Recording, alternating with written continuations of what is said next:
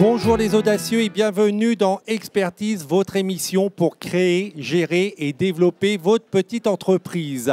Alors aujourd'hui, un thème fondamental dans la vie d'entrepreneur, la protection sociale de l'entrepreneur, ses obligations, ses devoirs. Mais on va voir également l'accompagnement qu'on peut vous apporter pour vous faciliter les démarches.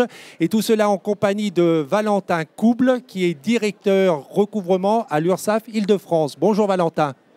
Bonjour. Tout à l'heure, dans une dizaine de minutes, notre Zoom ciblera Didier Humbert, qui est le directeur et le cofondateur d'Auguste, pour vous apporter là aussi de précieux conseils. Mais retour donc au thème principal de cette émission, la protection sociale. Et la première question qui s'impose, Valentin, quelles sont les démarches à accomplir lorsque je suis entrepreneur et que je viens de lancer mon activité ? Quand un entrepreneur souhaite démarrer une activité, la première chose à faire, c'est de demander son immatriculation pour obtenir un numéro SIRET et pouvoir exercer son activité. Lors de cette demande d'immatriculation, l'entrepreneur va fournir un ensemble d'informations, notamment la nature de son activité, le statut juridique de la société qu'il est en train de créer. Ces informations définiront ses obligations sociales. Alors, quelles sont-elles, voilà, ces obligations et de quoi dépendent-elles alors? De l'activité? Elles dépendent de l'activité, comme je vous le disais, elles dépendent du statut juridique. Un auto-entrepreneur ou un chef d'entreprise, travailleur indépendant ont des obligations un peu différentes. Et ce qui est important de savoir, c'est qu'il y a deux points d'entrée privilégiés pour faire ces déclarations. Vous choisissez de devenir auto-entrepreneur, le site l'auto-entrepreneur.fr. Vous êtes sur la création d'une entreprise non auto-entrepreneur, vous pouvez aller sur le site guichet-entreprise.fr. À partir de ces deux points d'entrée uniques, l'entrepreneur est guidé dans ses démarches. Il est guidé dans le renseignement de ces informations qui lui permettent de créer son entreprise. Donc, ces deux sites qui sont assez simples d'accès, mais donc sur ce site, je vais pouvoir faire les démarches formelles que je dois faire auprès des organismes de protection sociale. Tout à fait. À partir de ces sites, c'est un point d'entrée qui donne derrière une transmission d'informations au centre de formalité des entreprises qui se charge à son tour d'envoyer l'ensemble des informations aux différents acteurs de la protection sociale. L'idée est vraiment d'avoir un point d'entrée unique, une simplification pour la création des entreprises. Est-ce que c'est aussi le statut ou le secteur d'activité qui vont influencer sur l'organisme auquel je dois me rattacher? Oui, tout à fait. Alors si on illustre? Si on illustre, on peut parler du régime agricole. Qui dépend de la MSA. Exactement. Mais là, on est plus sur de la TPE non agricole. Non agricole, deux grands statuts. Statut de salarié, un entrepreneur employeur de personnel va avoir des salariés dans son entreprise, se déclare auprès de l'URSSAF. Les salariés dépendent du régime général de la sécurité sociale. Travailleur indépendant, vous êtes artisan, commerçant, vous dépendez du RSI pour votre protection sociale. Et après, pour savoir l'organisme, parce que vous êtes représentant de l'URSSAF, est-ce qu'il y a également un découpage régional?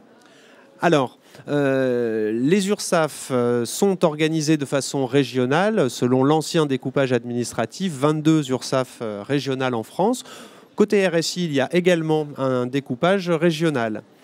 Pour illustrer, vous êtes une entreprise ou un auto-entrepreneur d'Île-de-France. Vous avez un seul établissement, une petite entreprise. Vous dépendez de l'URSSAF Île-de-France.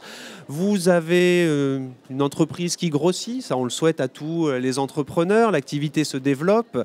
D'autres établissements sont ouverts dans d'autres régions de France. Là, il y a un service offert par les URSSAF qui s'appelle le service VLU, versement en lieu unique.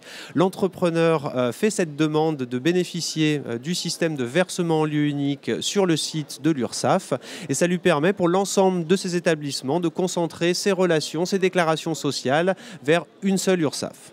J'ai fait mes déclarations au moment de créer mon entreprise, donc c'est des démarches, c'est de l'administratif. Est-ce qu'une fois que mon entreprise est créée, j'ai d'autres démarches à faire régulièrement? Oui. Tous les quoi? Tous les mois? tous les mois, tous les trimestres, cela dépend. On peut considérer 3 obligations majeures. D'abord, la déclaration d'embauche. Je suis entrepreneur. Là, encore une fois, on le souhaite à tous les entrepreneurs. Donc là, à chaque fois que j'embauche, je fais une déclaration. Tout à fait. Donc, premier déclaration cas. d'embauche.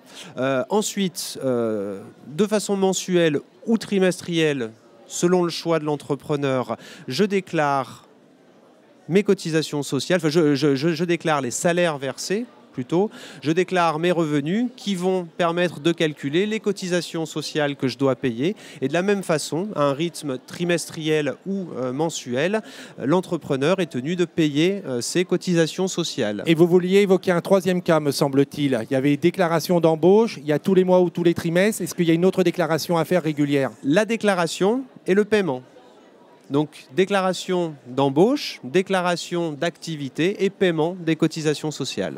Alors, l'administratif, c'est toujours un secteur craint par les entrepreneurs. Est-ce qu'il y a un accompagnement que propose l'URSSAF pour ces déclarations? Et autre question, est-ce que le comptable peut me donner un coup de main? Alors, les URSSAF proposent des accompagnements des entreprises, tentent de simplifier au maximum les démarches administratives. Pour cela, on a mis en place un ensemble de services dématérialisés, donc, que vous pouvez retrouver sur le site l'auto-entrepreneur.fr, que vous pouvez retrouver sur le site ursaf.fr, qui permettent de simplifier donc, des déclarations dématérialisées et le paiement des cotisations de façon dématérialisée également. Est-ce que vous faites de l'accompagnement physique? Un entrepreneur peut venir pousser la porte de l'URSSAF et poser toutes les questions et se faire remplir ses démarches, les premières? Le premier réflexe d'un entrepreneur doit être d'aller sur le site l'ursaf.fr. La plupart des réponses se trouvent sur ce site, au cas où. Je suis d'accord, au moins 80 ou 99% doivent se faire sur Internet, mais pour le pourcent qui reste, est-ce qu'ils peuvent venir vous voir? Pour les questions plus complexes, l'URSSAF, les URSSAF dans l'ensemble de la France proposent des accueils, et notamment des accueils sur rendez-vous. Donc là, de la même façon, vous allez sur le site, vous pouvez prendre rendez-vous sur le site, vous pouvez appeler la plateforme téléphonique des URSSAF aussi pour obtenir un rendez-vous pour lequel votre dossier aura été étudié, préparé et un moment d'échange pendant lequel vous pourrez échanger avec un expert de l'URSSAF. Voilà, il ne faut jamais faire la politique de l'autruche. Allez voir l'URSSAF si vous avez des difficultés plutôt que de ne rien faire. Ça risque d'être beaucoup plus grave pour vous si vous ne faites rien. 2 questions très importantes. J'ai créé mon entreprise, mon conjoint ou ma conjointe me donne un coup de main parfois. Qu'est-ce qui se passe? Est-ce que je déclare ou je ne suis pas obligé de déclarer? Pour les conjoints qui participent régulièrement à l'activité de l'entreprise, il existe un statut dit de conjoint collaborateur. Pour cela, il faut remplir un certain nombre de conditions. Il faut être marié ou pacsé au chef d'entreprise. Mais c'est obligatoire. Oui. Il faut travailler régulièrement au sein de l'entreprise. Et c'est dans ces conditions, on peut accéder au statut de conjoint collaborateur qui permet, sous réserve bien sûr de cotisations sociales, de bénéficier d'une couverture pour le conjoint qui n'est ni salarié ni associé de l'entreprise, mais qui peut bénéficier d'une couverture sociale, couverture maladie, couverture retraite principalement. Et je souligne ce point-là et je vais me faire l'avocat. Souvent on dit, bah, tiens, mon conjoint, ma conjointe me donne un petit coup de main comme ça, je ne vais pas la déclarer parce que je vais faire quelques économies. Grossière erreur, parce que le conjoint ou la conjointe, au moment de la retraite, nada. Et s'il arrive un accident, c'est pareil, c'est nada. Donc c'est un investissement à court terme, mais vous prenez de gros risques. Dernière question, je suis entrepreneur, j'ai des petites difficultés de trésorerie.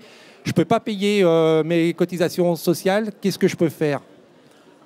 Encore une fois, premier réflexe, contacter l'URSSAF ou le RSI pour faire état de ces difficultés.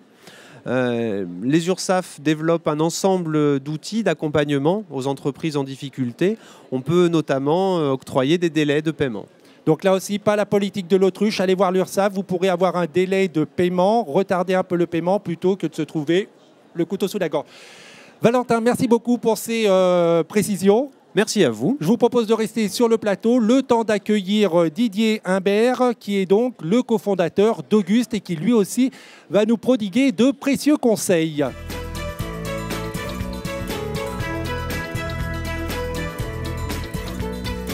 Bonjour Didier. Bonjour. Alors, à qui souhaitez-vous vous adresser ? Alors, mon conseil s'adresse aux entrepreneurs dans le domaine des services, donc ménage, garde d'enfants, cours, aide à domicile. Ce qu'il faut savoir, c'est que 75% de vos futurs clients vous recherchent sur Internet. 35% sont déjà prêts à vous commander vos prestations en ligne. Donc, dotez-vous des bons outils pour transformer votre propre site Internet en véritable boutique en ligne. C'est-à-dire que Internet, c'est incontournable. Je crée donc une entreprise dans le service à la personne. Il faut absolument que j'ai un site Internet. Tout à fait, c'est essentiel et on le voit bien avec la plateformisation inéluctable de ce secteur qui est en train de se mettre en marche. Il y a quelques plateformes qui ont déjà émergé. Aujourd'hui, pour concurrencer ces plateformes et en tout cas préserver ses marges, il faut absolument pouvoir fournir une expérience identique à vos clients. Qu'est-ce que je mets sur mon site Internet ? Alors sur mon site Internet, il doit être simple, il doit être surtout très visible, donc il faut s'aider du web marketing, d'acteurs professionnels.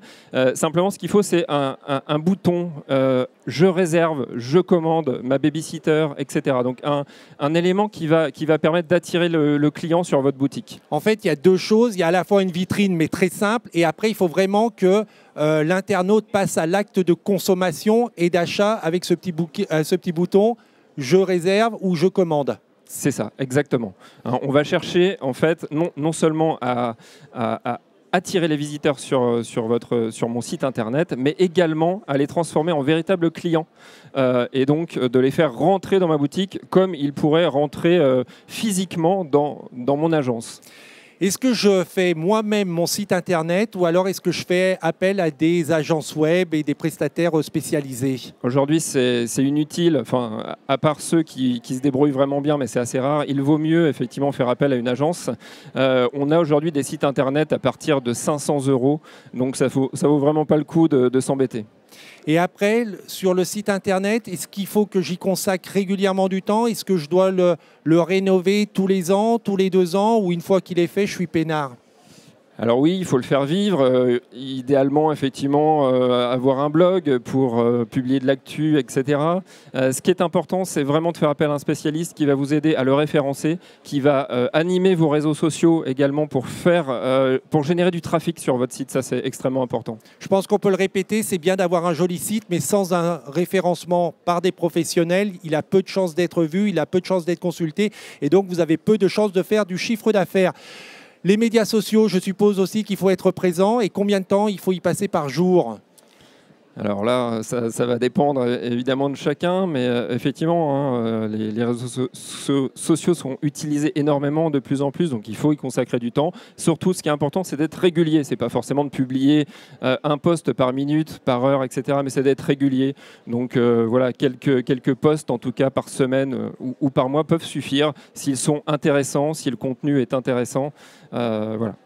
Merci beaucoup. Et pour conclure et récapituler, il est aujourd'hui indispensable d'être sur Internet. Il faut avoir un site Internet, il faut avoir un blog, il faut être présent sur les médias sociaux. Ça prend du temps, mais c'est un investissement qui vous permettra de développer votre chiffre d'affaires.